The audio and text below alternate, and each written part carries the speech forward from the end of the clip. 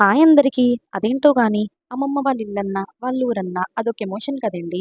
అలాంటిది 15 ఇయర్స్ తర్వాత వచ్చిన పండక్కి వెళ్ళకుండా ఉంటామా? అందుకే 1 వీక్ ఉందామని అన్నీ సర్దుకొని బయలుదేరిపోయాం. ఎప్పుడు ఆటోలో ట్రావెల్ చేసినా నేను, మా చెల్లి కంఫర్ట్ కోసం బ్యాక్ సీట్ రిజర్వ్ చేసేసుకుంటాం. ఎండలు మండిపోతున్నాయని అక్కడ తినడం కోసం మా బాబాయ్ ముంజులు కొని ఆటోలోనే పట్టుకుపోయామండి.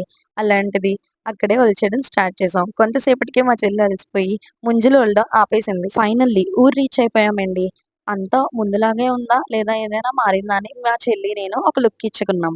సరే, సరే చూసింది చాలు అని అందరం ఒక్కొక్క బ్యాగ్ పట్టుకొని ఇంట్లోకి వెళ్ళిపోయాం. సరే గాని 15 ఇయర్స్ తర్వాత వచ్చిన పండగ అని చెప్పాను కదా! నేనైతే చాలా ఎక్సైటెడ్‌గా ఉన్నాను.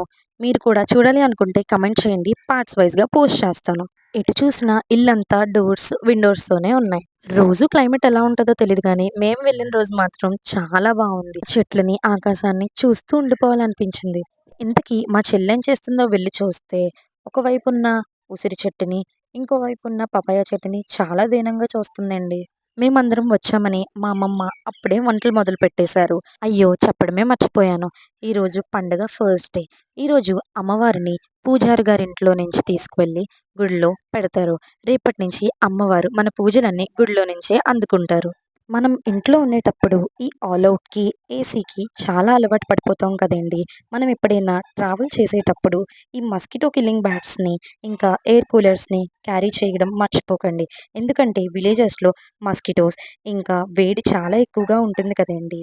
మరి నైట్ జరిగే పండుగ కోసం తెలుసుకోవాలి అనుకుంటే పార్ట్ 2 చూడడం మర్చిపోకండి.